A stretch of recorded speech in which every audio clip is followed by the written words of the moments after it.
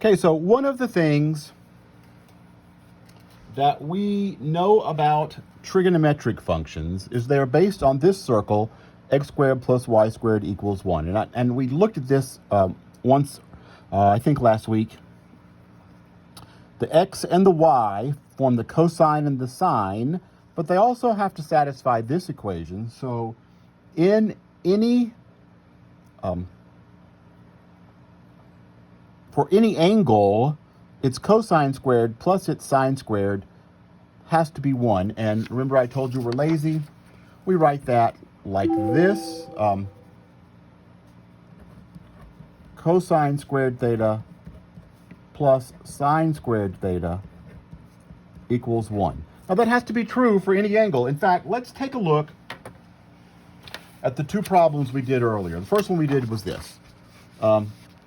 Cosine of theta is negative 3/5. Sine of theta was 4/5. That was the first example we did on the, I guess it was the first video. Might have been the second. I don't remember. The cosine was negative 3/5 and the sine was 4/5. If I take this angle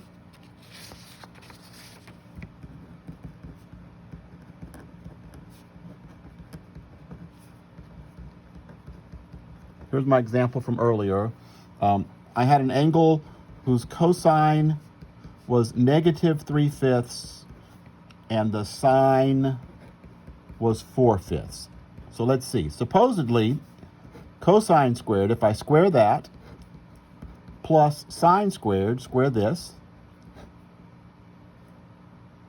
that ought to give me 1. Let's see what I get. Well, if I square negative 3/5, don't forget, whenever you square a number, it's always going to be positive. 3 squared is 9.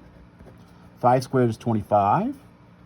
4/5 times 4/5 is 16 over 25. They already have a common denominator. We can just add them. That's 25 over 25, which is 1. Okay, the second example we did earlier was that one. We found that the cosine was negative 5/3 and the sine was negative 2/3. Let's see. Supposedly, if I square the cosine and square the sine, I ought to get 1. Let's see. If I square root of 5 times the square root of 5 is 5. 3 squared is 9. And the negative, remember, negative times a negative is a positive. Let's see. Plus, negative times a negative is a positive. 2 squared is 4. 3 squared is 9. 5 ninths plus 4 ninths is 9 ninths, which is 1. We always get 1. All right, cosine squared plus sine squared theta, always 1. We can take those two. Okay, that's the first Pythagorean identity. It's a very important one you should learn. If we take that and do a little bit of algebra to it, cosine squared theta plus sine squared theta equals 1. If I divide everything by cosine squared theta.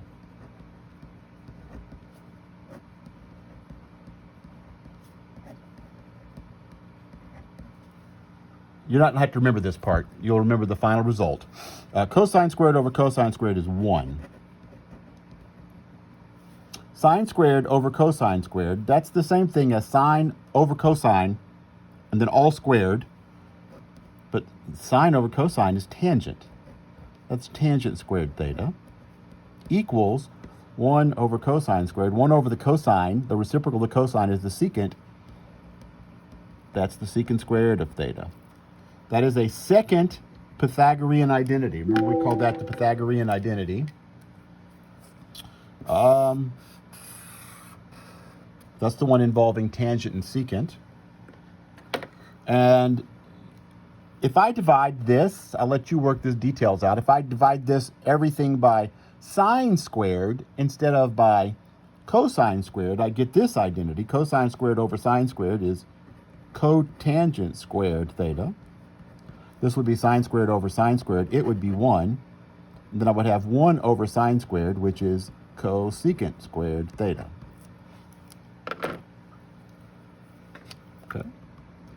Those are the three Pythagorean identities. This video is already at 5 minutes, but I still want to show you one thing really quickly, something I call the magic hexagon. It might help you remember some of these identities that we've been going over. So here's the way it works. Here's the magic hexagon. It's good for remembering these particular trig identities that we've been talking about lately. If you draw a hexagon, that's a six-sided figure,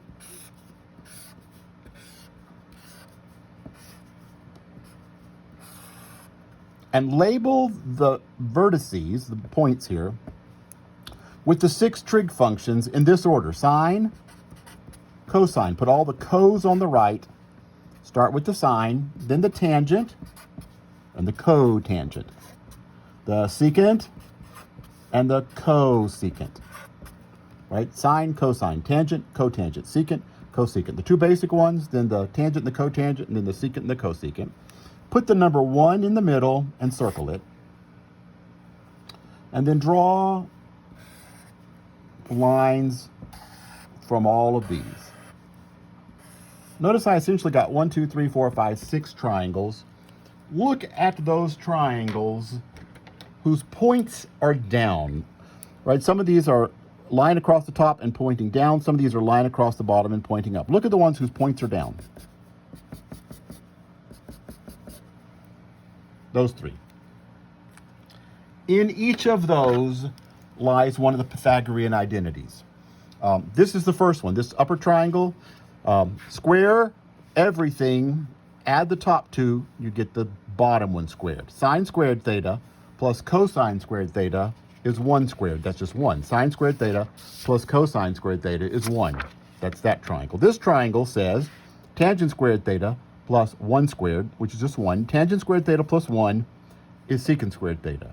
This triangle says 1 plus cotangent squared theta is cosecant squared theta. You got to square them to get the Pythagorean identities. Another nice thing about this triangle, this hexagon, is that the ones that are diametrically opposed, directly opposite each other, sine and cosecant, tangent and cotangent, secant and cosine, those are reciprocals. The sine and the cosine are reciprocals, flips of each other. If one of them is 2/3, the other one is 3/2. The cotangent and the tangent work the same way. The cosine and the secant work the same way.